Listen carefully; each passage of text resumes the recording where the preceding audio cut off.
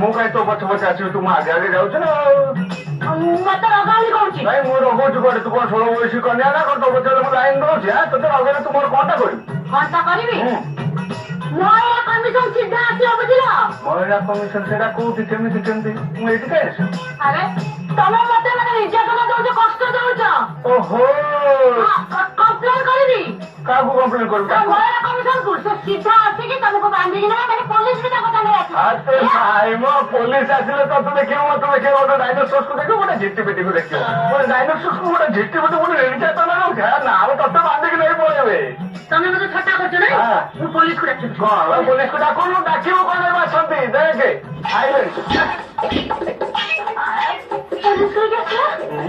ତୁ ପୋଲିସକୁ ଡାକିବୁ? ନାଇଁ ମୁଁ ଭାବିଲି ତୁ ଦେବି କି ଡାଣି କିଛି ପୁଣି କେଜାଣି, ତୁ ଭାବୁ ପୋଲିସ ଆସିଲାଣି, ସତରେ ତୁ ଡାକିବୁ? ନାହିଁ ତ।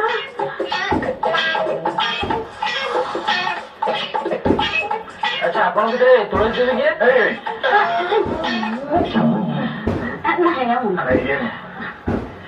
ଆଜ୍ଞା ଆସିଲାଣି ତୁଳସୀ ଦେବୀ। ଆସୁ ପୋଲିସ ଆସୁଛନ୍ତି। ଆପଣ ମାନେ ତୁଳସୀ ଦେବୀ? ହଁ। ଆପଣଙ୍କ ଜୀବନ ପ୍ରତି ବିପଦ ଦର୍ଶାଇ ପୋଲିସ ପ୍ରୋଟେକ୍ସନ ଲଗାଯାଇଥିଲା। କିଏ ପ୍ରୋଟେକ୍ସନ ମାଗିଥିଲା? ଆପଣଙ୍କ ଭାଇ ଦେବତା ଚଢାଏ। ଭାଇ ଭାଇଙ୍କୁ ଯେ ମୁଁ କଣ କହିବି, ମୁଁ କଣ ନିଜ ସୁରକ୍ଷା ନିଜେ କରିପାରିନଥାନ୍ତି? ସେ ପୋଲିସ ପ୍ରୋଟେକ୍ସନ ମାଗିଛନ୍ତି ଏବଂ ଆମ ପାଖରେ ଆଗରୁ ଉପରୁ ଅର୍ଡର ଆସିଛି। ଦେଖନ୍ତୁ ଆମେ 24 ଘଣ୍ଟା ଆପଣ ପାଖେ ରହିବୁ। ଠିକ ଅଛି, ଆପଣ ଏଠି ଅପେକ୍ଷା କରନ୍ତୁ, ମୋ ଭାଇଙ୍କ ସହିତ କଥା ହେଇକି ଆସୁଛି। ଆପଣମାନେ ଏଇଠିକି ହଠାତ୍ କାହିଁକି ଆସିଛନ୍ତି? କଣ ତୁଳସୀ ପାଖକୁ ଆସିଛନ୍ତି? ହଁ। ଓହୋ, ତୁଳସୀ ତ କାହା ଗଣ୍ଡଗୋଳ କରେନି, କାହା କାମ କଣ? ଆମେ ତ ଜଗିବାକୁ ଆସିଛୁ। ଓ ଜଗିବାକୁ ଆସିଛୁ। କଣ ହେଲା? ନାଇଁ କଣ ହେଲା, ମୁଁ ତୁଳସୀକୁ ପଚାରିକି ଆସେ, ତୁ ଟିକେ କଥାବାର୍ତ୍ତା ହଉଥା। ହଁ କଥା ହଉଥା। ଆପଣ କିଏ? ମୁଁ କିଏ? ମୁଁ ତ ନିଜେ ଜାଣିନି କିଏ। ମୁଁ ଟିକେ ବୁଝିକି ଆସିଛି, ମୁଁ କିଏ ବୁଝିକି ଆସିଛି। ଆରେ ତତେ ସୁରକ୍ଷା ଦେବା ପାଇଁ ସେମାନେ ତ ସବୁ ଜଗି ରହିଥିବେ, ସେଇ ଅପରେସନ ତ କିଛି ବି କରିପାରିବନି। ତାମାନେ ତମେ ତାରି ଡରରେ? ଆରେ ତୁ ତ ଆଦৌ ଜାଣିନୁ ତୁଳସୀ, ଏଟା ବଡ ଭୟଙ୍କର ନିର୍ଦ୍ଦୟ ଲୋକ। ଭାଇ ମୁଁ ତ ତାକୁ ଚିହ୍ନିଛି, ହେଲେ ମତେ ଲାଗୁଛି ତମେ ବୋଧେ ଆସିଲେ ମତେ ଭଲ ଭାବରେ ଚିହ୍ନି ପାରିଲାନି। ଭାଇ ତା ଭଳି ଗୋଟେ ମୂର୍ଖର ଫାଙ୍କା ଧମକରେ ତମେ ଡରିଯାଇ ପୋଲିସ ପ୍ରୋଟେକ୍ସନ ପଠେଇଲ? ଆରେ ତୁଳସୀ ତା ଧମକୁ ତୁ ସହଜ ନେନି, ତା ମୁଣ୍ଡରେ ଯାହା ପଶିଛି ମାନେ ପଶିଛି, ସେ କିଛି ବି କରିଦେଇପାରେ। ଭାଇ ତମେ ତାକୁ ଏତେ ଡରିବା ଦରକାର ନାହିଁ। ମୁଁ ଗୋଟେ ପୋକ ମାଛି ନେଇଛି, ସେ ମତେ ମାରିଦବ। ତୁ ଆଉ ପାଟି ନ କରି ମୋ କଥା ଶୁଣ, ଆଉ ସେଇ ଅନୁସାରେ କାମ କର। ହଉ କୁହ। ଆଜିଠୁ ତୁ ଘରୁ ଏକୁଟିଆ କୁଆଡେ ବାହାରିବନି। ଯଦି କୌଣସି ଅର୍ଜେଣ୍ଟ କାମରେ ତତେ ଯିବାକୁ ପଡୁଛି, ତାହେଲେ ପୋଲିସ ଷ୍ଟେସନ ଖବର ଦେଇଯିବୁ। ତୁ ସବୁବେଳେ ଘରେ ରହ, ବାହାର କାମ ମୁଁ ହଉ, ଯାହା ତମ ଇଚ୍ଛା ତମେ ସେୟା କର। ହଁ ରହିଲି।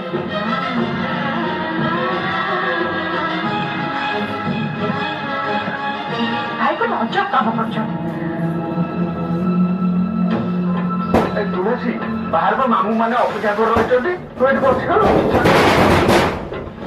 ଆଚାର ବନାଅ। ଆଚାର ବନେଇ? ଆରେ ଏମିତି କଣ କହୁଛୁ ବା, ପୋଲିସ ମାନେ ବା ଆସୁଛନ୍ତି ଜଗିବା ପାଇଁ, ଏଟା କମ ବଡ କଥା। ମୁଁ ଗୋଟେ କାମ କରୁଛି, ଏ ବାସନ୍ତୀ ହାତରେ ଜଳଖିଆ ଆଉ ଚା ପଠେଇ ଦଉଛି, ସେମାନେ ଖାଆନ୍ତୁ ପିଅନ୍ତୁ ବସନ୍ତୁ। କିଏ ବାସନ୍ତୀ? ବାସନ୍ତୀ ବାସନ୍ତୀ ଏ ବାସନ୍ତୀ ବାସନ୍ତୀ।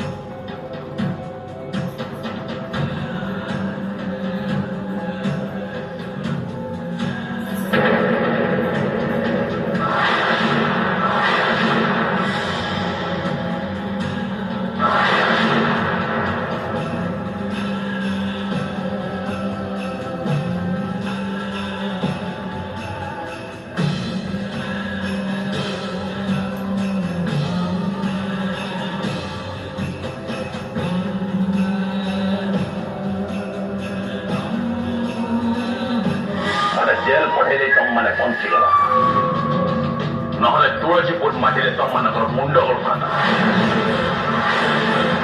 ତାମାନେ ତୁମ ହାତରେ ମରିବାକୁ ପ୍ରସ୍ତୁତ ଭଉଣୀଟା ତୁମେ ମାରିବାର ରାସ୍ତା କରିଦେଲୁ ତୁ ଯଦି ମତେ ଭଲରେ ଭଲରେ ସମ୍ପତ୍ତି ନ ଦଉ ତାହେଲେ ମୁଁ ତୁଳସୀକୁ ରାସ୍ତାରୁ ହଟେଇଦେବି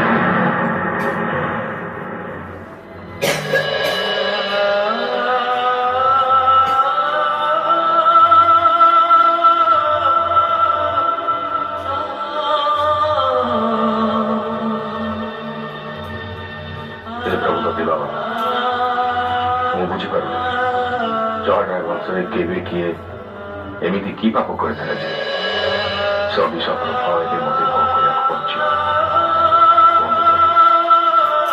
କେମିତି କିଭଳି ଭାବରେ ପ୍ରାୟଶ୍ଚିତ କଲେ କୋଉ ଉପାୟରେ କଲେ ମୁଁ ଏ ଦୁଃଖ କଷ୍ଟ ଯନ୍ତ୍ରଣା ଆଉ ଚିନ୍ତାର ମୁକ୍ତି ପାଇବି ଚତୁର୍ଧାମ ଦର୍ଶନ କରିବା ସହିତ ଭାରତରେ ଯେତେ ତୀର୍ଥ ଅଛି ସବୁ ଭ୍ରମଣ କରିବେ ନା ହିମାଳୟରେ ତପସ୍ୟା କରିବେ ନା ତ୍ରିବେଣୀ ସଂଗମରେ ବୁଡ଼ ପକେଇବେ କୁହନ୍ତୁ ପ୍ରଭୁ କଣ କଲେ ଶାନ୍ତି ପାଇବି ମୋ ପାରୁନି ପ୍ରଭୁ ମୋ ପାରୁନି ମତେ ଶୀଘ୍ର ଉପାୟ ବତାନ୍ତୁ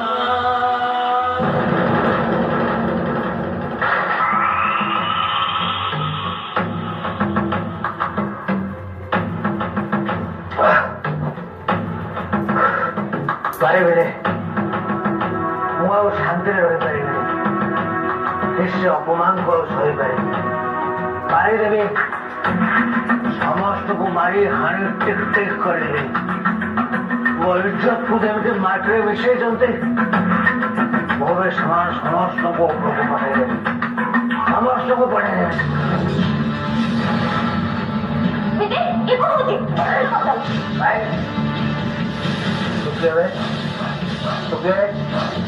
পরে আসছো অবাধ কাম কଣ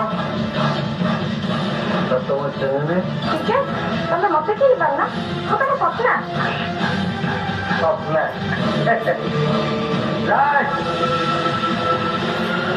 ଏ ଦୁନିଆରେ ମୋର କେହି ନାହାନ୍ତି ମୁଁ ଏକା ଏ ଦୁନିଆରେ ମୁଁ ସମ୍ପୂର୍ଣ୍ଣ ଏକା ମୁଁ କେବଳ ଦି ଜଣକୁ ଜଣେ ଝାନ୍ସୀ ଆଉ ଜଣେ ସୁରତ କାହାରିକୁ ଛାଡ଼ିବିନି ମୁଁ କାହାରିକୁ ପ୍ଲିଜ୍ ବିଜୟ ମୁଁ ତମ ହାତ ଯୋଡୁଛି ତମେ ଏ ବିଷ ଗୁଡାକ ପିଅନି କୋଉଟା ବିଷ କୋଉଟା ବିଷ ଏଇଟା ଅମୃତ এই অমৃত পান করে ମୁଁ ଅମରତ୍ୱ ପାଇବାକୁ ଚାହେଁ ମୋ ଛାତି ଭିତରେ ଅହରହ ଅପମାନର ନିଆଁ ଧୋକାବାଜିର ନିଆଁ ଆଉ ପ୍ରତିଶୋଧ ହେଲେ ମତେ ବିଶ୍ୱାସ ମୁଁ ଯେତେ ପିଇଲେ ବି ସେ ନିଆଁ ଗୁଡାକ ଜମା ଲିଭି ମଦ ପିଇଲେ କଣ ସେ ନିଆଁ ଗୁଡା ଲିଭିବ କହ ତୁ ସେ ନିଆଁ ଲିଭେଇ ପାରିବୁ କହ ତୁ ସେ ନିଆଁ କେମିତି ଲିଭେଇ ମୁଁ ମାନେ ପାରିବୁନି ତୁ ସେ ନିଆଁକୁ ଲିଭେଇ ପାରିବୁ ବରଂ ସେ ନିଆଁକୁ କେମିତି ଲିଭେଇବି ମୁଁ ଜାଣିଛି ପଚାର ମତେ ସେ ନିଆଁ କୋଉଥିରେ ଲିଭିବ ଆଉ କେମିତି ଲିଭିବ ପଚାର ମତେ କୁହ କେମିତି ଲିଭିବ ଆଉ କୋଉଥିରେ ଲିଭିବ ରକ୍ତରେ ତାଜା ଆଉ ଗରମ ରକ୍ତରେ ତୁଳସୀ ଆଉ ଝାନ୍ସୀର ସେ ମାୟାସୀ ମତେ କେତେ କଷ୍ଟ ଦେଇଛ ଆରେ ବିଜୟ ରାଜା ଥିଲା ରାଜା ଏ ସହରରେ ସେ ରାଜ କରୁଥିଲା ରାଜ ଝାନ୍ସୀ ମତେ ଦୁନିଆ ଆଗରେ ଭିକାରୀ ସଜେଇଦେଲା ମୋ ଘରେ ପଶି ମତେ ବେଘର କରିଦେଲା ମୋ ଡାଡିଙ୍କ ସାମ୍ନାରେ ମତେ କଳାଙ୍ଗାର ସଜେଇଦେଲା ଏ ଦୁନିଆ ଆଗରେ ମୁଁ ଗୋଟେ ବେଇମାନ ଗୋଟେ ହିଂସ୍ର ଗୋଟେ ନଷ୍ଟ ଚରିତ୍ର ବୋଲି ପରିଚିତ କରିଦେଲା କିନ୍ତୁ କାହିଁକି ମତେ ନିଶା ମାଗିଲା ମୁଁ ଦେଲି ତା ବଦଳରେ ମୋର ଯାହା ଦରକାର ମୁଁ ଛଡେଇଦେଲି ମତେ ସିନ୍ଦୁର ମାଗିଲା, ସ୍ତ୍ରୀର ଅଧିକାର ମାଗିଲା। ମୁଁ ଦେଇପାରିଲିନି ବୋଲି ମୋ ଭାଇ ଆଉ ଡାଡିଙ୍କୁ ଧରି ମତେ ବାହା ହଉ ବୋଲି ଜିଦ୍ କଲେ। ମୁଁ ରାଜି ହେଇଗଲି। ମୁଁ ବି ତାକୁ ବାହା ପାଇଁ ରାଜି ହେଇଗଲି। ହେଲେ ତୁଳସୀ ମୋ ପ୍ରତି କଣ କଲା ତୁ ଜାଣିଛୁ? ବେଦିରେ ମୋ ସାଙ୍ଗରେ ଖେଳ ଖେଳିଲା ମୋ ସାଙ୍ଗରେ। ଛାଡ଼ିବିନି, ମୁଁ ସେ ତୁଳସୀକୁ ଛାଡ଼ିବିନି। ସେ ମୋ ହାତରେ ହାତ କଡ଼ା ପକେଇଦେଲା। ଯୋଉ ପୋଲିସ ମାନେ ସକାଳେ ସଞ୍ଜେ ମତେ ସାଲୁଟ ମାରୁଥିଲେ ସେମାନଙ୍କ ହାତରେ ଛାଡ଼ିବିନି, କାହାରିକୁ ଛାଡ଼ିବିନି, ଜମାରୁ ଛାଡ଼ିବିନି।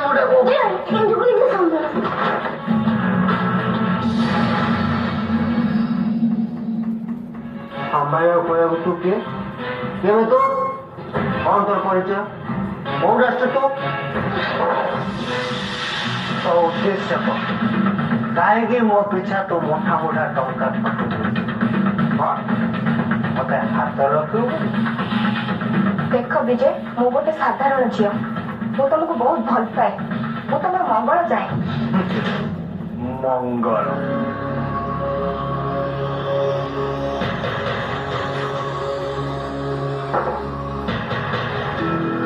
ତୁ ମିଛ କହୁଛୁ। ତୁ 100% ମିଛ କହୁଛୁ। ତୁ କଣ ତୁ ବିଲେଇ ଭଳି ଆଖି ବୁଝି ବୁଝି କ୍ଷୀର ପିଇଲେ ମୁଁ ଜାଣିପାରିବି?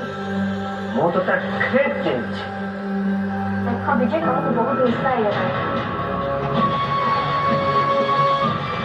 ମୋ ପାଇଁ ତୋର ଭାରି ଚିନ୍ତା। ମୁଁ ଜାଣେ ମତେ ନିଶା ହେଇଗଲେ ତୋ ଉଦ୍ଦେଶ୍ୟଟା ପୁରା ହେଇପାରିବ। ତୋ ଦେହର କ୍ଷୁଧାକୁ ମେଣ୍ଟେଇବା ପାଇଁ ମୋ ପାଖରେ ଯଥେଷ୍ଟ ତାକତ। Come on, enjoy me, come on. ବିଜୟ, ଇଏ କଣ ହଉଛି? କିଛି ହଉନି। ମୁଁ କାହାରି କଥା ମାନେ, କାହାରି କଥା। ଆଗେ ସେ ତୁଳସୀକୁ ମାରିବି, ତାପରେ ତା ଝିଅ ଝାନ୍ସୀକୁ ମାରିବି। ଜାଣିଛୁ ମୋ ହାତରେ ହାତ କଡ଼ା ପକେଇଲା। ହାତ ଛାଡ଼ିବିନି ସେ ତୁଳସୀ, ଛାଡ଼ିବିନି।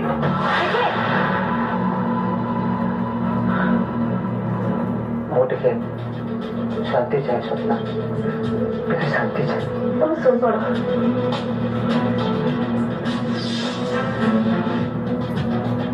ଦୌଡ଼ି ଦୌଡ଼ି ମୁଁ ହାଲିଆ ହେଇଗଲି। ମୁଁ ଯଦି ସେ ତୁଳସୀକୁ ରାସ୍ତାରେ ନ ଉଠାଏ ସେ ମତେ ପୁଣି ଥରେ ଜେଲ୍ ପଠେଇଦେବ। ପୁଣି ଥରେ। ତମେ ଶୋଇପଡ଼ ବିଜୟ।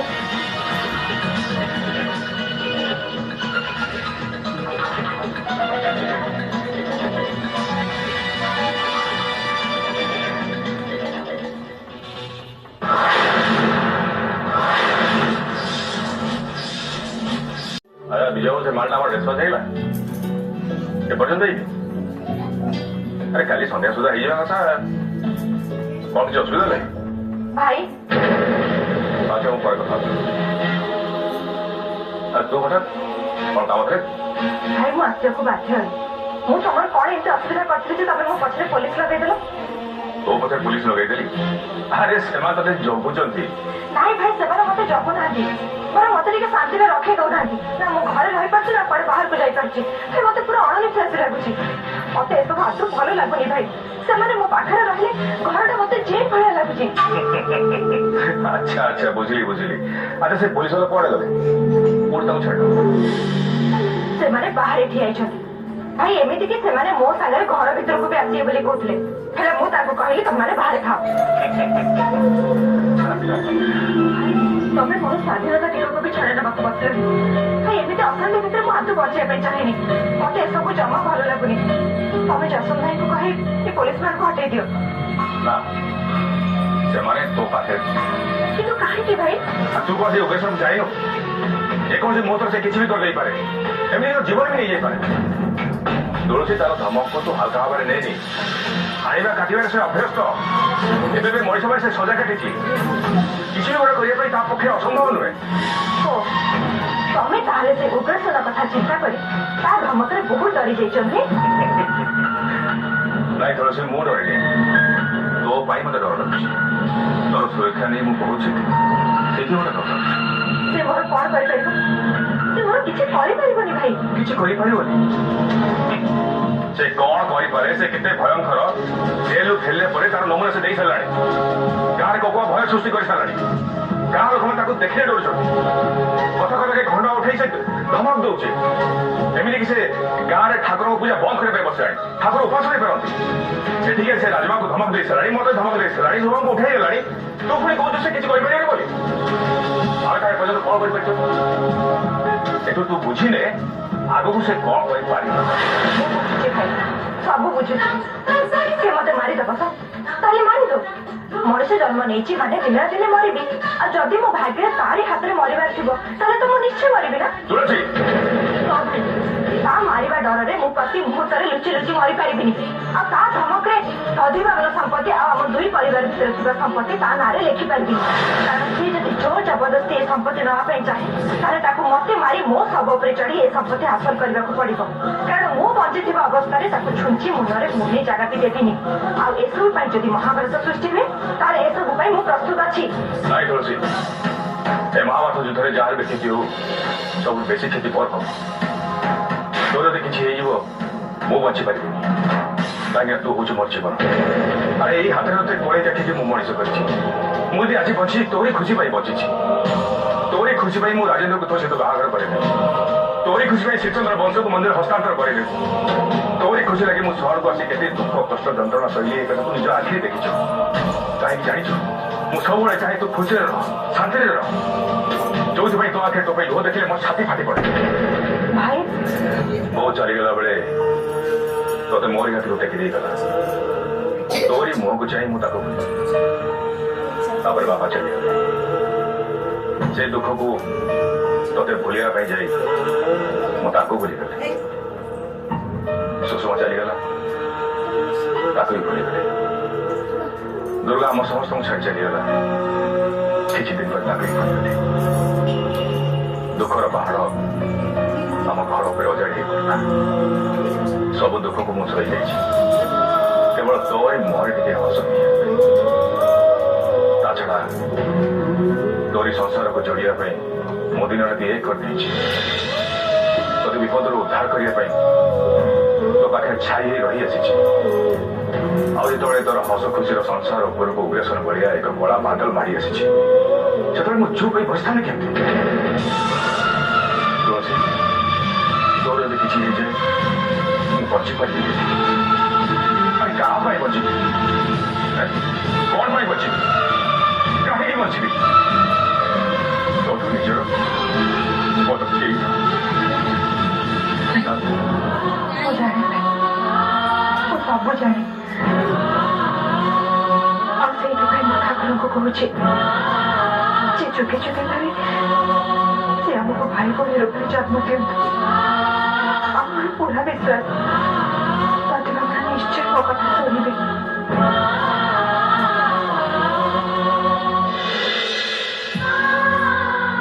ସତ କଥା କହିବାକୁ ଗଲେ ଜୀବନ ସହିତ ଲଢି ଲଢି ଜୀବନ ପ୍ରତି ମୋର ପିତୃସ୍ନେହ ଭାବ ଆସିଗଲାଣି।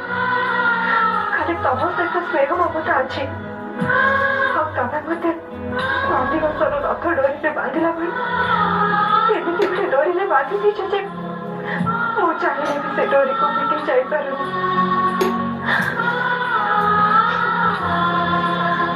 ହେଲେ ଭାଇ, ମତେ କାହିଁ ଲାଗୁଛି ଦାଦି ବାବୁର ନିଜେ ଚାହୁଁଛନ୍ତି ସେ ଡୋରକୁ ଏବେ ପେଟେଇ ଦେବା ପାଇଁ।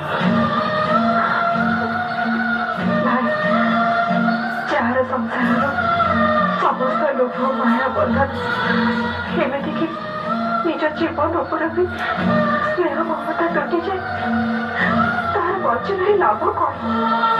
ସେ ବଞ୍ଚି ରହି କରିବ କଣ? ନାଇଁ ତୁଳସୀ, ତୁ ସେମିତି କହନି। ତୋ ବିନା ମୁଁ ବଞ୍ଚିପାରିବିନି। ତୁ ହଉଛୁ ମୋର ଜୀବନ, ଧନ ସମ୍ପତ୍ତି ସବୁ କିଛି। ତୋତେ ଗୋଟେ ଅନୁରୋଧ, ପ୍ଲିଜ୍। তুই আমার কথা মানিয়ে নেওয়ার চেষ্টা কর, সেদিন তোর মঙ্গল হব, আমার মঙ্গল হব।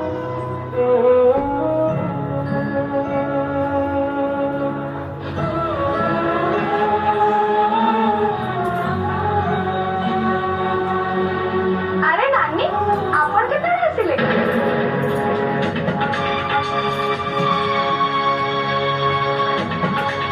ଏଇ ସଙ୍ଗେ ସଙ୍ଗେ ଆସିଲି, ଭାଇଙ୍କ ସହିତ ଟିକେ କଥା ଥିଲା ତ ସେଇଥିପାଇଁ। ନାନୀ ଆପଣ କଣ ଆଜିକାଲି ସବୁବେଳେ ଆପଣଙ୍କ ସାଙ୍ଗରେ ପୋଲିସ ନେଇ ବୁଲୁଛନ୍ତି? ମୁଁ ନୁହେଁ, ଏସବୁ ଜଞ୍ଜାଳ ଭାଇ ଜବରଦସ୍ତି ମୋ ବେକରେ ବାନ୍ଧିଛନ୍ତି। ହଁ ମୁଁ ବି ଟିକେ ଟିକେ ଶୁଣିଥିଲି ସେ ଉଗ୍ରସେନ କୁଆଡେ ଆପଣଙ୍କୁ ଜୀବନରୁ ମାରିଦେବ ବୋଲି ତଥିବାମାନଙ୍କ ରାଣ ଖାଇଛି। ସେସବୁ ବେକାର କଥା, ସେ ଲୋକଟା ପାଗଳ ହେଇଯାଇଛି। ତାଛଡା ସେ ଥରେ ମଣିଷ ମାରି ଜେଲ୍ ଯାଇଥିଲା ମାନେ ଦ୍ୱିତୀୟ ଥର ଏମିତି ଭୁଲ ସେ କେବେ ବି କରିବନି, ନିଜ ମୃତ୍ୟୁକୁ କେବେ ବି ନିମନ୍ତ୍ରଣ କରିବନି। ତଥାପି ନାହିଁ, ଧମକ ଦେଇଛି ମାନେ ହୁସିଆର। ତ କହିବେ ଆମ ଘରେ ବି ଗୋଟେ ଖଣ୍ଡ ହାବିଲଦାର ଆଣି ରଖିବା କଥା। ସେମିତି କିଛି ବି ହବନି କି ସେସବୁ ଦରକାର ନାହିଁ।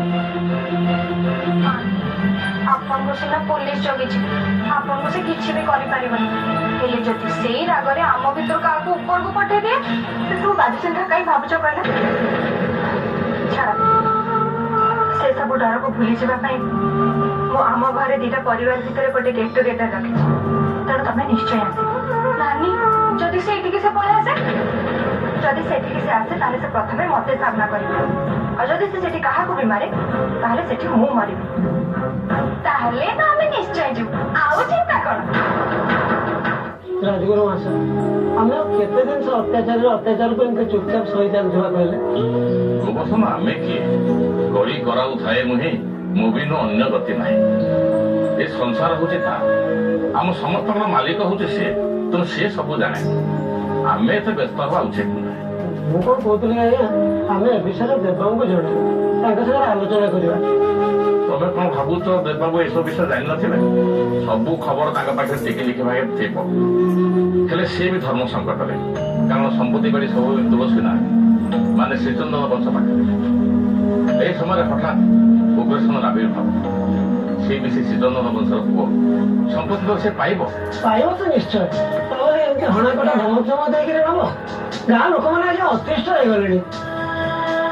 ମତେ ତ ଲାଗୁଛି ସେ ଉଗ୍ରସେନ ତା ନିଜ ରାଗ ଗାଁ ବାଲାଙ୍କ ଉପରେ ସୁଝଉଛି।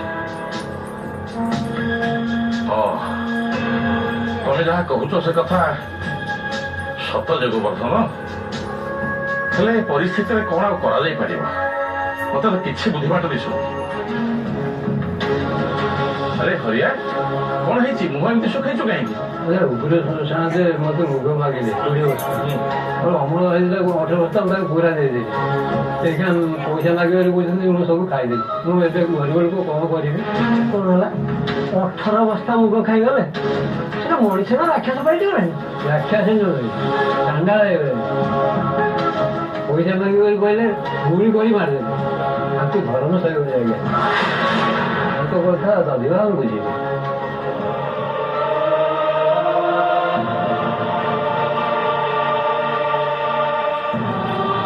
ତମେ କଣ ଭାବୁଛ ଗୋବର୍ଦ୍ଧନ ଏ ଗରିବ ଲୋକର ଆଖିର ଲୁହ ତା ଉପରେ ପଡିବନି? ନା ପ୍ରଭୁ ଦଧିବାମନ ଚୁପଚାପ ବସିଥିବେ? ସେ ନିଶ୍ଚୟ କିଛି କରିବେ। ତା ପାପର କଳସ ପୂର୍ଣ୍ଣ ହେବା ଆଗରୁ ତାକୁ ଉପଯୁକ୍ତ ଶାସ୍ତି ଦେବେ। ଆପଣ ଆଉ ଗୋଟେ କଥା ଶୁଣିନାହାନ୍ତି ଆଜ୍ଞା, ସେ ଯୋଉ ବିଧବା ସ୍ତ୍ରୀ ଲୋକଟା ହଁ, କଣ ହେଲା ତା? ଉଗ୍ରସେନ ଆସିକି ପୁଣି ତାକୁ ଖୋଜାଖୋଜି କଲାଣି ବୋଲି ସେ ପୁରାଣ ମତେ କହୁଥିଲା। ତାହେଲେ ତ ଘୋର ଅନର୍ଥ ହେବାକୁ ଯାଉଛି। ଏ ଗାଁରେ ଜାତି ଜାତି ଭିତରେ ପୁଣି ବିଭେଦ ସୃଷ୍ଟି ହବ, ରକ୍ତର ନଦୀ ବହିବ। ନା ପ୍ରଭୁ, ଆପଣ ଏଥିରୁ ତାକୁ ନିବୃତ୍ତ କରାନ୍ତୁ, ତାକୁ ସଦ୍ବୁଦ୍ଧି ଦିଅନ୍ତୁ। 20 ବର୍ଷ ତଳର ଭୁଲକୁ ମନେ ପକେଇ ଉଗ୍ରସେନ ଯଦି ଜାଣିଶୁଣି ପୁଣି ଭୁଲ କରିବ ସେ, ତାହେଲେ ଆପଣଙ୍କର ଅପମାନ ହବ, ଇଷ୍ଟଦେବଙ୍କର ଅପମାନ ହବ। କିଛି ଲାଭ ନାହିଁ ଆଜ୍ଞା, ଏ ଟିକକ ଆଗରୁ ଆପଣ ପୁରା କହୁଥିଲେ ଯାହା ହଉଛି ସବୁ ତାଙ୍କ ଇଚ୍ଛାରେ ହଉଛି। ତାହେଲେ ଆମେ କଣ ଏମିତି ଚୁପଚାପ ହାତ ଗୋଡ ଯୋଡି ବସି ରହିଥିବା, ନା ଆପଣ ତାଳି ମାରି ଠାକୁରଙ୍କୁ ଚେତଉଥିଲେ? ବରଂ ଚାଲନ୍ତୁ ଆମେ ଏ ବିଷୟରେ ଦେବଙ୍କ ସାଙ୍ଗରେ ଆଲୋଚନା କରିବା। ଯିବାରେ କିଛି ଅସୁବିଧା ନାହିଁ ଯେ, ତା ନହେଲେ ଫେରାଦ କରିବାକୁ ଆମେ ଯାଇଛେ ବୋଲି ଯଦି ସେ ଜାଣିବ, ତାହେଲେ କଣ ଆମକୁ ଗାଁରେ ରଖେଇଦବ? ତା ବୋଲି ଆମେ କଣ ତାରି ଡରରେ ତା ଅତ୍ୟାଚାରକୁ ଏମିତି ସହି ଚାଲିଥିବା?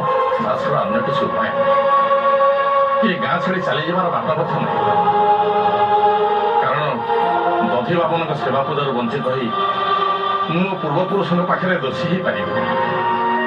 ଅବଶ୍ୟ ଆମେ ସମସ୍ତେ ସେ ଦଧିବାମନଙ୍କ ଉପରେ ନିର୍ଭର କରିଛୁ, ତାଙ୍କରି ଉପରେ ଭରସା ରଖିଛୁ। ତେଣୁ ମାରିଲେ ମାରିବେ ସିଏ, ପାରିଲେ ପାରିବେ ସିଏ।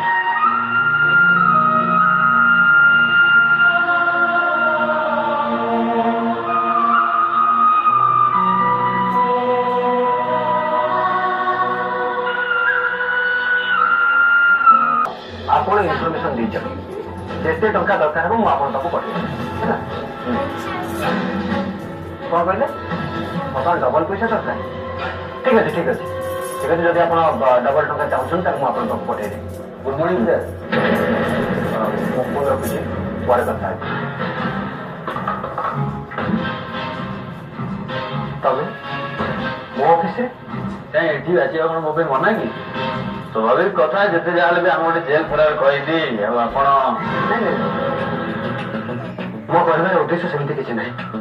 ୱିଦାଉଟ୍ ଇନଫର୍ମେସନରେ ମୋ ଅଫିସକୁ ଆସିଲ ତ, ତା ଛଡା କଣ ସେବା କରିବେ? ନାଇଁ ସେବା କଣ କରିବେ? ଯାହାକୁ ଖୋଜି ଖୋଜି ଆପଣଙ୍କ ଅଫିସରେ ପହଞ୍ଚିଲି, କାହିଁ ତାଙ୍କର ତ ଦେଖା ମିଳୁନି। କାହାକୁ ଖୋଜି ଖୋଜି ମାନେ ସ୍ୱପ୍ନକୁ? ପ୍ରଭୁ କି କଥା କହୁଛନ୍ତି ଆପଣ? ତାଙ୍କ ଉପରେ ନଜର ପକେଇବା ଆଖି ଫୁଟିଯିବନି? ତାହେଲେ କାହା ଖୋଜୁଛ? ମୋ ଶଳା, ଆପଣଙ୍କ ଅଫିସରେ ଯିଏ କାମ କରୁଛନ୍ତି ମିଷ୍ଟର ଜୀବନ ବାବୁଙ୍କୁ, ତାକୁ ମୁଁ ଚାକିରିରୁ ବାହାର କରିଦେଇଛି। କଣ କହୁଛନ୍ତି? ମୁଁ ସତରେ? ହଁ, ମୋ ପାଖରୁ ବାହାର କରିଦେଇ ସ୍ୱପ୍ନ ପଛରେ ଲଗେଇ ଦେଇଛି। ଇଏ ଆପଣ କି ନୂଆ ପ୍ରକାର ଖେଳ? ଖେଳ ଏଠି ନୁହଁ, ଖେଳ ବର୍ତ୍ତମାନ କ୍ଲବରେ ଚାଲୁଛି। ସ୍ୱପ୍ନ ସୁଇମିଂ ପାଇଁ ଜିଦି କଲା, ମୁଁ ତା ପଛରେ ଜୀବନକୁ କେୟାରଟେକର କରି ପଠେଇଦେବି।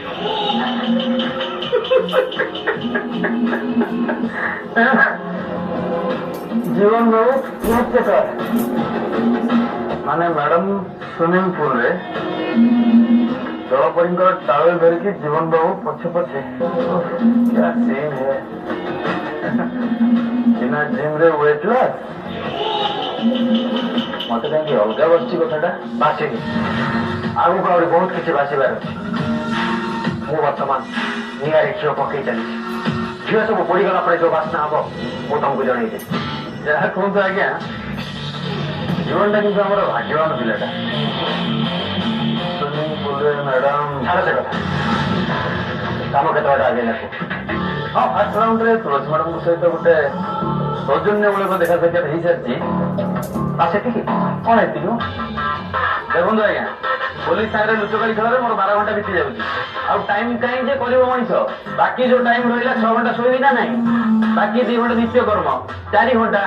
4 ଘଣ୍ଟାରେ କଣ ମଣିଷ ମରିବେ କି ଆଜ୍ଞା? ଟାଇମ ଦରକାର ନା। ଯେତେ ସମୟ ଦରକାର ନିଅ, ଯେତେ ପଇସା ଦରକାର ହବି ମୁଁ ଦେବି, କିନ୍ତୁ ମୋର ରେଜଲ୍ଟ ଦରକାର। ଆଜି ପର୍ଯ୍ୟନ୍ତ ପ୍ରତିଶୋଧ ଦୁନିଆରେ ମୁଁ ଯେତିକି ଜଳୁଛି ତାର ଅନ୍ତ ପାଖ। ତମେ ଯେମିତି ବି ହଉ ସେ ତୁଳସୀକୁ ମୁଁ ଆଗକୁ ହଟେଇବି। ତାପରେ ଦେଖିବ ମୁଁ ତମ ପାଇଁ କଣ କରୁଛି ଆଉ ତମକୁ ନେଇ କୋଉଠି ରଖୁଛି।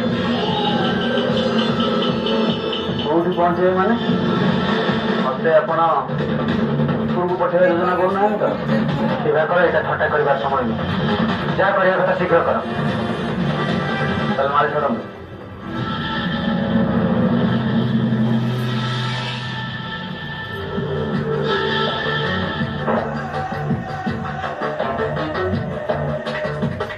ଯେତେବେଳେ ଯେତେ ଟଙ୍କା ଦରକାର ହବ ମତେ ଆପଣ ଖାଲି ଆଜ୍ଞା ଧନ ଦେଇ ଚାଲନ୍ତୁ, ବାକି ମନ ବୁଦ୍ଧି ଘଟାଇବା କାମ ମୋର।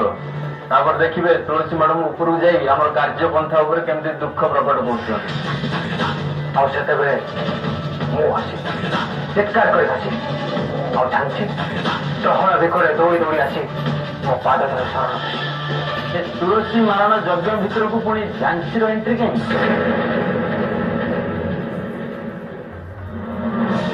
ଯାହା ପାଇଁ ଆଜି ରହିବ ବାସୁଦେବ,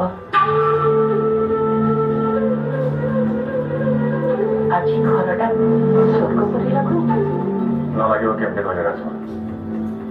ଯୋଉଠି ଯୋଉ ଛାତ ତଳେ ସବୁ ସମ୍ପର୍କ ଏକାଠି ହେଇଛି, ମନକୁ ମନ ମିଶିଛି, ହୃଦୟକୁ ହୃଦୟ ମିଶିଛି, ସ୍ନେହ ମମତାର ସୁଅ ଛୁଟିଛି।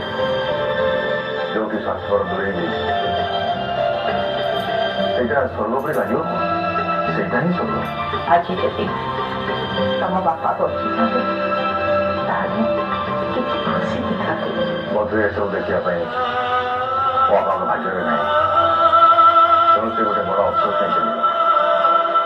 କିନ୍ତୁ ମୋର ବିଶ୍ୱାସ ଅଛି ତାଙ୍କର ଆତ୍ମା ଏଇଠି କୋଉଠି ଏ ପରିବେଶକୁ ନିଶ୍ଚୟ ଉପଭୋଗ କରୁଛି। ଆଉ ଏ ପରିବେଶ ପାଇଁ ମୁଁ ଦଧିବାବୁଙ୍କୁ ଅଶେଷ ଅଶେଷ ଧନ୍ୟବାଦ ଜଣାଉଛି। ହଁ ଦେବ, ତାଙ୍କର ଯୋଗୁଁ ତ ଆଜି ଏସବୁ ସମ୍ଭବ ହେଇଛି। ଆଚ୍ଛା, ଆପଣମାନେ ଏମିତି ଖାଲି ଗପୁଥିବେ ନା କିଛି ଖାଇବେ?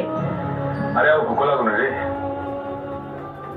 এই ପରିବେଶକୁ ଦେଖି ପେଟଟା ଏତେ ପୁରି ହେଇଯାଇଛି ଆଉ ଖାଇବା ପେଟ ଜାଗା ନାହିଁ।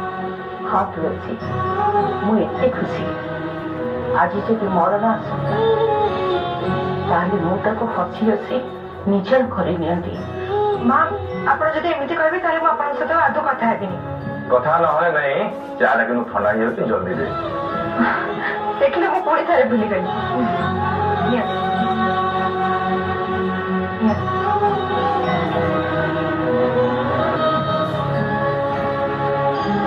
ସତରେ ରାଜବା, ଜୀବନରେ ଏମିତି ଗୋଟେ ମୁହୂର୍ତ୍ତ ଆସିବ ବୋଲି ମୁଁ କେବେ ଭାବିନି।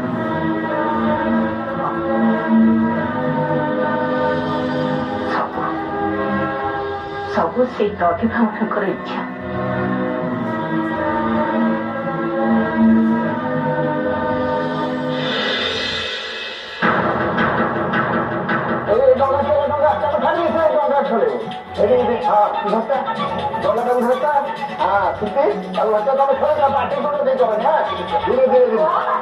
ତମାନେ ଘର ଭିତରେ ଖେଳୁଛ ନାଇଁ?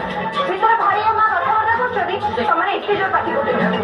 ଆଚ୍ଛା ମାୟାଧର, ତମେ ବି ଏମାନଙ୍କ ସହିତ ପିଲା ହେଇଯାଉଛ। ନା ମୁଁ ଖେଳୁଛି କଣ ପାଇଁ କଥା କରିବି? ମୁଁ ମାନେ ରେଫ୍ରି ହେଇ ରଖିଛି, ଯିଏ ଭୁଲ କରିବ ସେ ଫାଇନ ଦବନି। ଚଲା ଚଲା ଚଲା ଚଲା। ଆଚ୍ଛା ନୀଳିମା କାଇଁ? ସିନେମାର ଦେହ ଖରାପ ତ, ସେଇଥିପାଇଁ ସେ ଶୋଇଛି। ସେଇଥିପାଇଁ ପରା ମୁଁ ଖାଇବା ପିଇବାରେ ଡବଲ ପାଠ କରୁଛି। ତମେ ଟିକେ ଛୋଟର ଧ୍ୟାନ ନଥିବ, ଯଦି ବି ତମେ କୁଆଡେ ବି ଯାଅ ତାହେଲେ ନୀଳିମାଙ୍କ ନିକଟକୁ ଛାଡି। ଠିକ ଅଛି, ଚଲା। ସ୍ମୃତି, ଏ ସ୍ମୃତି, ସ୍ମୃତି, ତମର ଯଦି ବାହାରେ ଖେଳିବାର ଅଛି ଯାଅ ଖେଳିବ। ଆଚ୍ଛା ତମେ ଦି ଜଣ ଖାଇଦିଅ ସବୁ। ଭୋକ ନା ଆମେ ପରେ ଖାଇବୁ ହେଲା। ତାକୁ କଣ କହିବ? ଖେଳିବା ଭିତରେ ଖାଇବା ବି ଭୁଲିଗଲେ। ଭଲା ଇଏ କୌରବ ପାଣ୍ଡବ ଏକାଠି ହେଇଛନ୍ତି ଯେତେବେଳେ ତାଙ୍କ ଭଳିଆ ଚାଲିବା ତୁ ବ୍ୟସ୍ତ ହଉଛୁ କାହିଁ? ଶଙ୍କୁନି ମାମା ହେଇଛି ମୁଁ ଦି ଜଣକୁ ଜମିଛି ପରା, ଜମା ୱାର ପରେ ଜମିନି ହେଲା, ତୁ ବ୍ୟସ୍ତ ନା ଯା। ଛୋଟୁ ଛୋଟୁ ଛୋଟୁ, ଆରେ ଛୋଟୁ ଦେଖୁନା ଇଏ ବାପକୁ ଚୁନ ମାରି ଚାଲିଗଲା। ଛୋଟୁ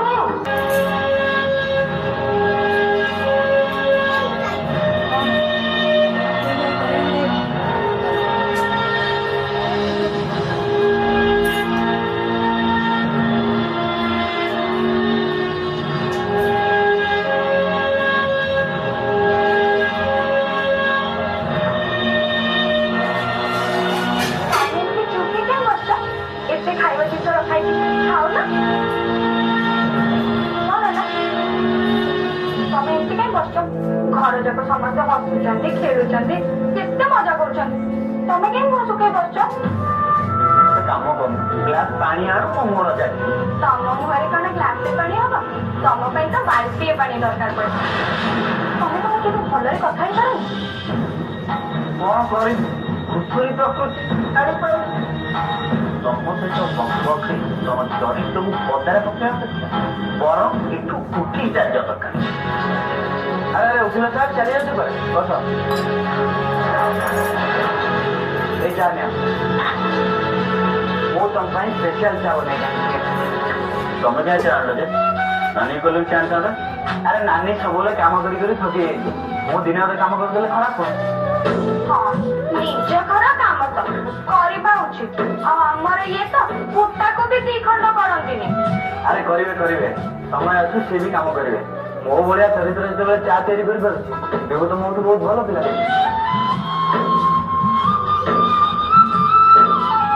ଚାଟା ପିଇଦିଅ, ଥଣ୍ଡା ହେଇଯିବ। ହଇଓ, ଚା ପିଉନ। ତମେ କଣ ଭାବୁଛ ଚାରେ କିଛି ମିଶାଇଛି? ମଲା, ମୁଁ କଣ କରିବି? ତମେ ଯାହା ମନ ଭିତରେ ଭାବୁଥିଲ ମୁଁ ସେଆ ମୁହଁରେ କହିଦେଲି। ଖରାପ ତ କଣ କଲି କି? ଇଏ କଥା ତ ବନ୍ଦ କର।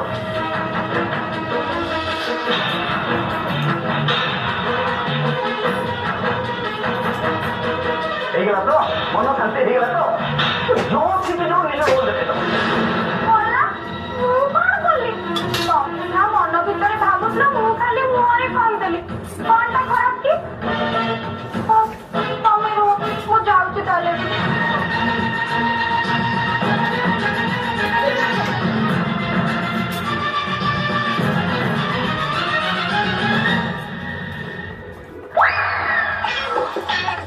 ଭାଇ ଘର କଣ ତମେ ନେଇକି ଏଠିକି ବସିଛ? ଜଗିଛି କାହାକୁ? ମତେ? ତମ କଣ ଚୋର ନେଇକି ମତେ ଜଗିଛ? ନାଇଁ ନାଇଁ ନାଇଁ ତୁ ତାଠୁ ବି ସାଂଘାତିକ ମ୍ୟାଟେରିଆଲ ନା। ଇଏ ଘରର ସୁଖ ଶାନ୍ତି ଉପରେ ତୁ ଯୋଉ ଶାଗୁଣା ଆଖି ଦିଟା ଘୁରି ବୁଲୁଛି, କେତେବେଳେ କାହାକୁ କୁପି ଦବୁ, କେତେବେଳେ କାହାକୁ ଝାମ୍ପି ଦବୁ, କିଏ କହିବ? ମୁହଁ ସମ୍ଭାଳି କଥାବାର୍ତ୍ତା କର। ଏଇ ତୋର କଣ ମୋ ମୁହଁ ଉପରେ ନଜର ଅଛି କି? ଓହୋ, ଏ ରସାଳିଆ ଉଠୁଟା ଲୋଭ କରୁଛି କି? ନାହିଁ, ତମର ଏ ପାଖୁଆ ପାଟି ଭାରି ଲୋଭ। ଚାଷ ନାହିଁ ଲୋ, ଏଇଟା କେବଳ ନିର୍ଣ୍ଣୟ ପାଇଁ ଅବଶ୍ୟ। ତାର ବ୍ୟବହାର ଆଜି ପର୍ଯ୍ୟନ୍ତ ସେ ଜାଣି ନାହିଁ, ଭବିଷ୍ୟତରେ କେତେବେଳେ କାମରେ ଆସିବ, ସେଇଥିପାଇଁ ରିଜର୍ଭ କରେ। ବୁଝିଲ, ତମ ସାଙ୍ଗରେ କଥା ହେବା ଯା ଗୋଟେ ପଥର କାମରେ ମୁଁ ମୁଣ୍ଡ ବଢିବ ସେଇଆ। ମୁଁ ଯାଏ। ଯାଉନୁ ଯା, ମୁଁ ତ ପଛରେ ଛାଇ ପରିକା ଲାଗି ରହିଛି। ତୁ ଚୋର ହେଲେ ବା ମୁଁ ପୋଲିସ। ଆରେ ବାସନ୍ତି, ତାହେଲେ ତୋର ମୋ ଚୋର ପୋଲିସ କରିବା। ବୁଝିଲ, ତମେ ମତେ ଘରେ ରଖେଇ ଦବନି। ମୁଁ କାହିଁକି ଘରେ ରହିବି? ଯାଉଛି କୋଉ ମନ୍ଦିରରେ ବସିବି। ଆରେ ଯାଏନ ନା, ଜଲ୍ଦି ଯା ଯା ଯା, କୋଉ ମନ୍ଦିରରେ ବସିବୁ, ନହେଲେ ଘରେ ରହିଲେ ସମସ୍ତଙ୍କ ମୁଣ୍ଡ ଗୁଡା ଖାଇଯିବୁ ନା। ଯା ହେଲେ ଯା, ମୁଁ ତତେ କଣ ସହଜରେ ଛାଡ଼ିବି? ହଉ ନାଟକ କାହାକୁ ଘରେ ରଖିବି? ମତେ ତ ରଖେଇବିନି, ମୁଁ ରହିବିନି। ସମସ୍ତେ ଗୋଟେ ଗୋଟେ ଚାଲାକିଆ ସିଧା ଯିବି ମନ୍ଦିରରେ ବସିବି। ଘରେ ରହିବା ଅପେକ୍ଷା ମନ୍ଦିରରେ ରହିବା ନାଟକ ରହିଲେ ଅଶାନ୍ତି ମନ୍ଦିରରେ ଯାଇକି ମନ୍ଦିରରେ ବସିବ।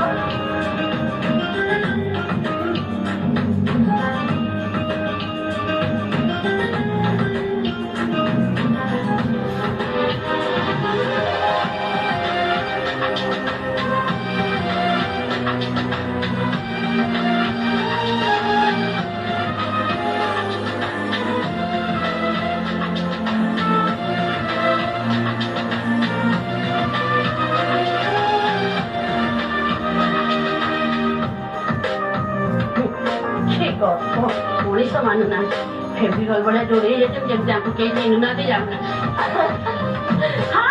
ହଁ ସେ କେତେ ବସୁଛି ମୁଁ ଦେଖିବିନି। ତୁ ମଲେ ସେଇଠୁ ଆସିବି।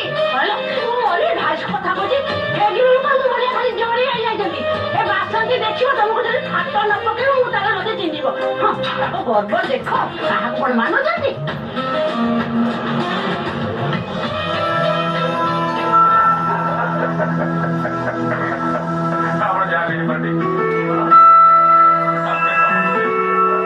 ଦେଖୁନା, ସମସ୍ତେ ଏଇଠି ଏକାଠି ହଉଛି, ହସ ଖୁସିରେ ମାତି ଯାଇଛନ୍ତି। ମତେ ଏକ କରିବା କରିଦେଇଛ ନା। ମୁଁ ବାହାରେ ଗୋଟେ ଚୌକିଦାର ପରିକା ଘରକୁ ରଖିଦେବି। କାହିଁ ଉଗ୍ରସେନ ଆତ୍ମ ଉପରେ ଧମକ ଦେଇଛି କି? ସେ ସାହସ କରିବନି। ସେ ଯଦି ସେମିତି କିଛି ଭୁଲ କରେ ତାହେଲେ ଅନୁତାପ କରିବ। ମଲା ଆମ ଭିତରୁ କାହାକୁ ଜଣକୁ ମାରି ସାରିଲା ପରେ ଅନୁତାପ କରି ଲାଭ କଣ? ମୁଁ ଦେଖୁଛି ତମ ଜୀବନଟା କଣ ସାରୁ ପତ୍ରରେ ବାନ୍ଧିକି ରଖିଛ କି? ଗୋଟେ କାମ କରୁନା, ନୀଳିମା ପାଖକୁ ଯାଅ। ନୀଳିମା ଯେମିତି ଛୋଟକୁ ଶୁଆଇ ରଖିଛି, ତମକୁ ମଧ୍ୟ ସେମିତି ଶୁଆଇ ଦବ। ସତରେ ଭାଇ, ସେ ଉଗ୍ରସେନର ଡର ଆମମାନଙ୍କ ମୁଣ୍ଡରେ ଏକ ପ୍ରକାର ବସା ବାନ୍ଧିଗଲାଣି। ଆମେ ତାକୁ ଯେତେ ଭୁଲିବା ପାଇଁ ଚେଷ୍ଟା କରୁଛେ, କୌଣସି ନା କୌଣସି ଜାଗାରେ ତା ନାଁ ଆସିଯାଉଛି। ଆଉ ସେଇଥିପାଇଁ ସେଇ ଡରକୁ ଭୁଲିବା ପାଇଁ ମା ଆମ ଦି ପରିବାରକୁ ଏକାଠି କରି ତାକୁ ଦେଖେଇ ଦେବା ପାଇଁ ଚାହାନ୍ତି ଯେ ସିଏ ଆମକୁ କିଛି ବି କ୍ଷତି କରିପାରିବନି। ମାୟା ଧରେ ଧାରିଦେବୁ, ତମର ଏତେ ଚିନ୍ତା କାହିଁ କରୁଛ? ଜେଲରେ ଥିଲାବେଳେ ବା 4 ଥର ଫାଇଟ୍ ହେଇଛି, ମାରିଛି, ମୁହଁ ଫଟେଇ ଦେଇଛି।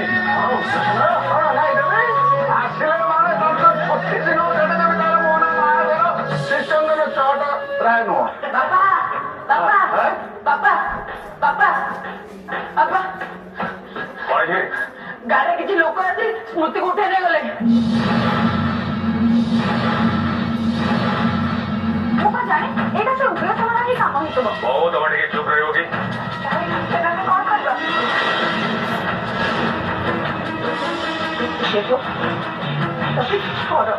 ମୁଁ ସେ ଉଗ୍ରସେନକୁ ଛାଡ଼ିବି। ମୋ ଝିଅ ଦେହରେ ହାତ ଲଗେଇ ସେ ମତ ବଡ ଭୁଲ କରିଛି। ବାହାରେ ଦିଟା ପୋଲିସ ବାଲା ଠିଆ ହେଇଛନ୍ତି। ସେମାନଙ୍କ ଆଗରେ ଏତେ ସବୁ ଘଟଣା ଘଟିଗଲା, ସେମାନେ କରୁଛନ୍ତି କଣ?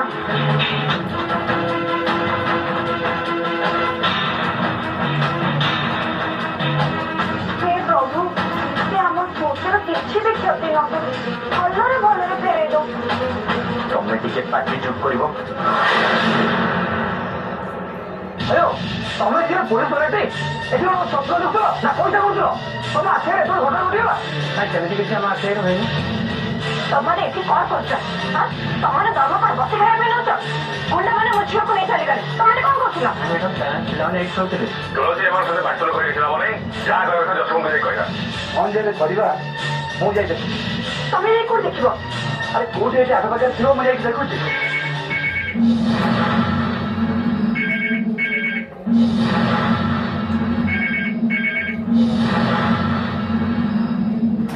ତମେ ଯିଏ ହୁଅ ନା କାହିଁକି ଗୋଟାଏ କଥା ମନେ ରଖ, ତମ ଭାଗ୍ୟ ବହୁତ ଖରାପ। ଆରେ ଏମିତି ଚୋର ଗୁଡା କଣ କାମ କରୁଛ? ମର୍ଦ୍ଦ ପୁଅ ହେଇଛ ଯଦି ସାମ୍ନାକୁ ଆସ।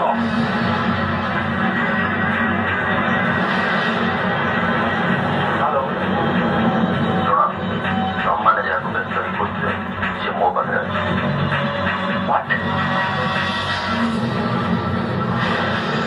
କିଏ କିଏ ତମେ? ତମେ ମୋ ଝିଅ ଉପରେ ନଜର ପକେଇ କିଛି ଠିକ କର। କଣ କରିବୁ କୁହ? ତମମାନେ ମତେ ଏମିତି ଗୋଟେ କାମ କରିବାକୁ ବାଧ୍ୟ କର। ଆରେ କିଏ ଫୋନ କରୁଛି, କଣ କହୁଛି ଟିକେ କହ। ମା ଟିକେ ରୁହ। ଶୁଣ, ମୋ ଝିଅକୁ ତମେ ଯୋଉଠୁ ନେଇଛ ତାକୁ ଆଣି ସେଇଠି ଛାଡ଼ି ଦେଇକି ଯାଅ, ନହେଲେ ମୁଁ ଭୁଲିଯିବି ଯେ ତମେ ମୋ ଦାଦା। ତାମାନେ ଉଗ୍ର ସାର୍ ଫୋନ କରୁଛି।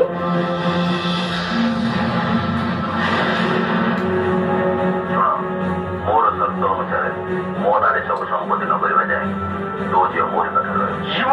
ରାଗିଲେ ତମରି କ୍ଷତି ହବ। ମୁଁ ତମ ପାଖକୁ ଘଣ୍ଟାକୁ ଘଣ୍ଟା ଫୋନ କରିବି। ଯେତେବେଳେ ତମମାନେ ମୋ ସର୍ତ୍ତରେ ରାଜି ହବ ସେତିକି ବେଳେ ତୋ ଝିଅକୁ ସହି ସାଲା ମତ ଛାଡି। ଦେଖ, ତମର ଶତ୍ରୁତା ଆମମାନଙ୍କ ସହିତ, ସେ ଛୋଟ ଛୁଆଟାକୁ ତା ଭିତରେ ପୁରା। ହ୍ୟାଲୋ ହ୍ୟାଲୋ, କଣ କହୁଛ ବର୍ତ୍ତମାନ? କଣ କହୁଥିଲା? ତା ନାଁରେ ସବୁ ସମ୍ପତ୍ତି ନ କଲେ ସେ ସ୍ମୃତିକୁ ଛାଡ଼ିବନି। ତାର ସମ୍ପତ୍ତି ଦରକାର ତ ମୁଁ ତା ପାଖକୁ ଯିବି। ତାର ମୁଣ୍ଡରେ କୌଣସି କାମ କରାଯାଏନି। ତାକୁ ତ ଦୁର୍ବଳ ଭାବେନି। କାମ ପଛରେ ଲୋକ ଲଗେଇନି। ଯାହା କରିବାକୁ ପଡିବ ଆମକୁ ସାବଧାନ ସହକାରେ କରିବାକୁ ପଡିବ। କଣ ସାବଧାନ ହବ ଭାଇ? ସେ ଲୋକଟାର ସାହସ ଦିନକୁ ଦିନ ବଢି ବଢି ଚାଲିଛି। କାଲି ସେ ତୁମକୁ ନେଲ, ଆଜି ସେ ସ୍ମୃତିକୁ ନେଇ ଧମକେଇଲାଣି। ଆଗକୁ ସେ କିଛି ବି କରିପାରେ। ନାଇଁ ଭାଇ, ମୁଁ ତା ପାଖକୁ ଯିବି। ନାଇଁ ତୁଳସୀ, ତୁ ତା ପାଖକୁ ଯିବୁନି।